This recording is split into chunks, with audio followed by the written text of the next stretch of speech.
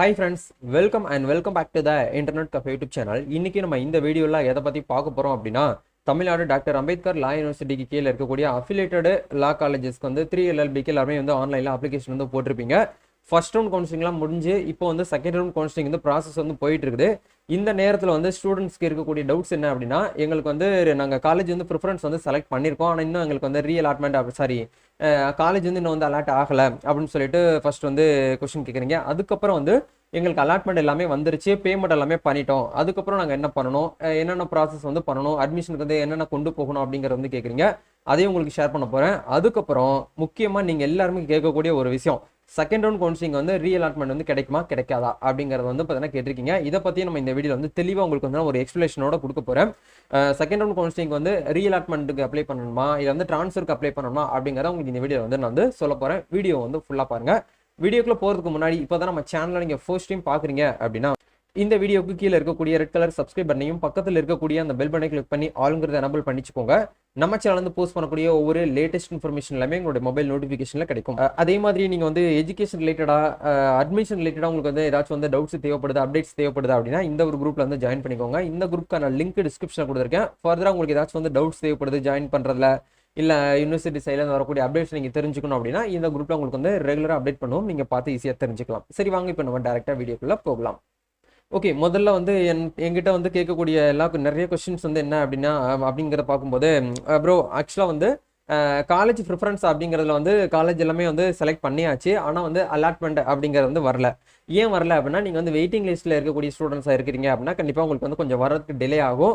நீங்கள் வர வரைக்கும் வந்து வெயிட் பண்ணுங்கள். அப்படி இல்லைனா நீங்கள் டேரெக்டாக யூனிவர்சிட்டியை கான்டாக்ட் பண்ணிவிட்டு சார் இந்த மாதிரி எங்களுக்கு வந்து காலேஜ் எல்லாமே ப்ரிஃபரன்ஸ் தான் செலக்ட் பண்ணிவிட்டு எங்களுக்கு இன்னும் வந்து அலாட்மெண்ட் தான் ஆகலை அப்படிங்கிற நீங்கள் சொன்னீங்கன்னா உங்கள் அப்ளிகேஷன் நம்பர் செக் பண்ணி பார்த்துட்டு உங்களுக்கு வந்து ரெஸ்பான்ஸ் வந்து பண்ணுவாங்க.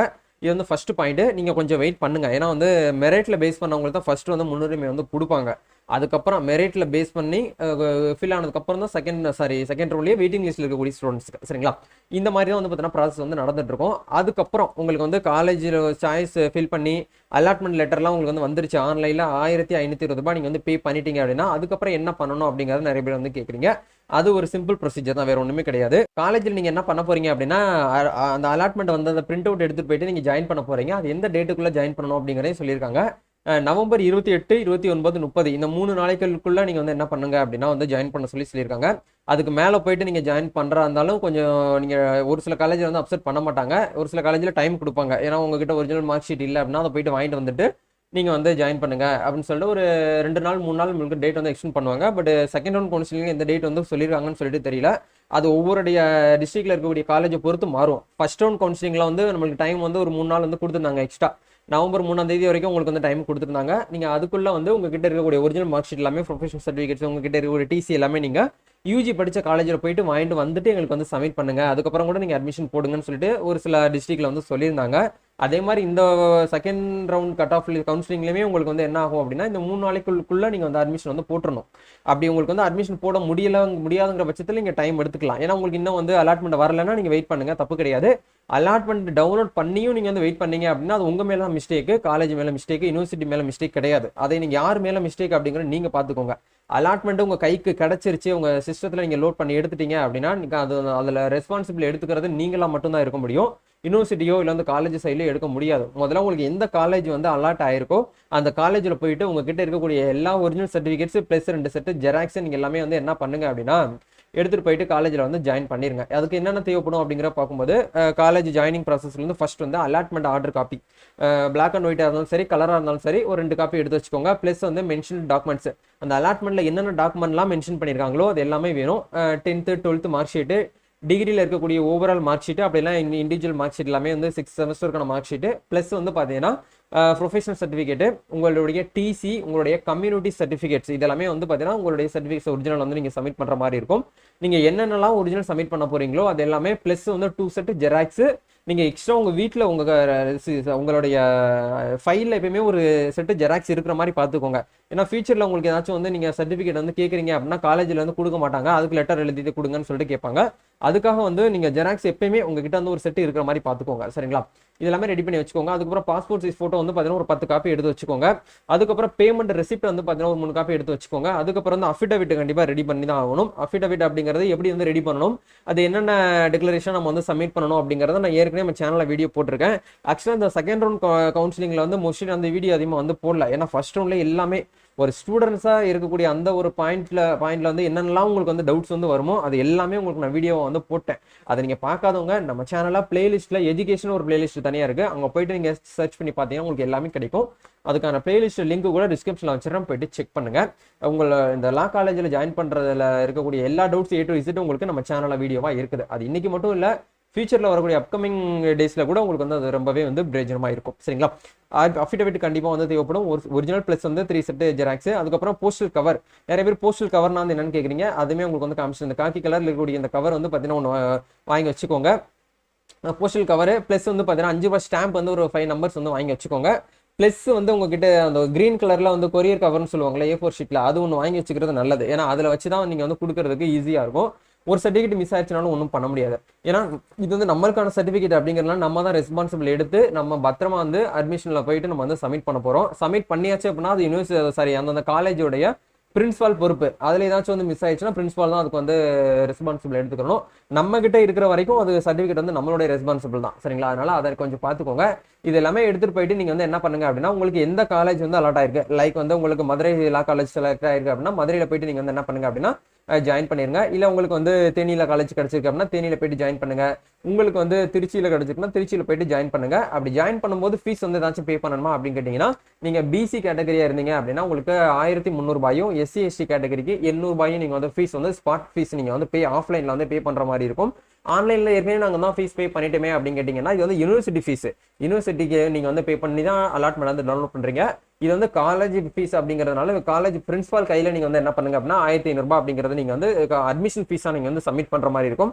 அதுக்கான ரெசிப்ட்டுமே உங்க கையில வந்து கொடுத்துருவாங்க. சீல் குத்தி பிரின்சிபால் சிக்னேச்சரோட உங்களுக்கு வந்து அந்த காலேஜோடைய ரெசிப்ட் உங்களுக்கு வந்து கொடுத்துருவாங்க. அந்த ரெசிப்ட்டை நீங்க பத்திரமா வச்சுக்கோங்க. அந்த 1300 ரூபாயும் உங்களுக்கு வந்து ஸ்காலர்ஷிப்ல உங்களுக்கு வந்து கிளைம் பண்ணி கொடுத்துருவாங்க. சரிங்களா? அதை பத்தி நீங்க ஒரி பண்ண வேண்டாம். நீங்க SC ST இருந்தாலும் சரி, இல்ல BC OC DNC கேட்டகரியா இருந்தாலும் சரி, அதுக்கு ஃபீஸ் அப்படிங்கறத வந்து இருக்கும். அதை உங்களுக்கு ஸ்காலர்ஷிப்ல வந்து உங்களுக்கு வந்து கிளைம் பண்ணி கொடுத்துருவாங்க கவர்மெண்ட் காலேஜ் பொறுத்த வரைக்கும். இதுதான் வந்து பாத்தீங்கன்னா ஒரு ரூலா வந்து இதுல வந்து கொடுத்துருக்காங்க. ஓகே, அதுக்கப்புறம் இப்போ நம்ம தேர்டு பாயிண்ட்டுக்கு வரலாம். தேர்ட் பாயிண்ட்ல எல்லாரும் கேட்கக்கூடிய கொஸ்டின்ஸ் என்ன அப்படிங்கிறத பார்க்கும்போது, ப்ரோ செகண்ட் ரவுண்ட் கவுன்சிலிங்க்கு வந்து ரீஅலாட்மெண்ட் வந்து பண்ணுவாங்களா அப்படின்னு சொல்லிட்டு ஒரு கொஸ்டின் வந்து கேட்குறீங்க. நீங்கள் அந்த கொஸ்டினுக்கு வந்து ரொம்ப சிம்பிளாக உங்களுக்கு ஆன்சர் பண்ணுறேன். செகண்ட் ரவுண்ட் கவுன்சிலிங்கை பொறுத்த வரைக்கும் உங்களுக்கு வந்து ரீஅலாட்மெண்ட் அப்படிங்கிறது வந்து கொடுக்க மாட்டாங்க. டேரெக்டாக நீங்கள் வந்து ட்ரான்ஸ்ஃபருக்கு தான் வந்து அப்ளை பண்ணணும். அந்த ட்ரான்ஸ்ஃபருக்கு நீங்கள் வந்து எப்போ வந்து அப்ளை பண்ணணும் அப்படிங்கிறத கேட்கும்போது, இப்போ நீங்கள் அட்மிஷன் போகிறீங்க பார்த்தீங்களா, அப்போதே நீங்கள் வந்து ட்ரான்ஸ்ஃபர் லெட்டர் எழுதி கொடுத்து நீங்கள் சப்மிட் பண்ணிடலாம். அப்படி நீங்கள் சப்மிட் பண்ணாலும் உங்களுக்கு உடனே அப்படிங்கிற டூரேஷன் பொறுத்த வரைக்கும் டைம்லைன் வந்து உடனே உங்களுக்கு வந்து ட்ரான்ஸ்ஃபர் வந்து பண்ணி கொடுக்க மாட்டாங்க. 1 இயர் வரைக்கும் நீங்கள் கண்டிப்பாக எந்த காலேஜில் உங்களுக்கு சீட் அலாட் ஆயிருக்கோ அந்த காலேஜில் நீங்கள் கண்டிப்பாக வந்து ஸ்டடி பண்ணி தான் ஆகணும். வேறு வழியே கிடையாது. முடிஞ்ச வரைக்கும் அட்டண்டன்ஸ் வந்து நல்லா போக பாருங்க. அட்டண்டன்ஸ் நல்லா கரெக்டாக இருந்தால் தான் உங்களுக்கு ட்ரான்ஸ்ஃபர் அப்படிங்கிற வந்து கிடைக்கும்.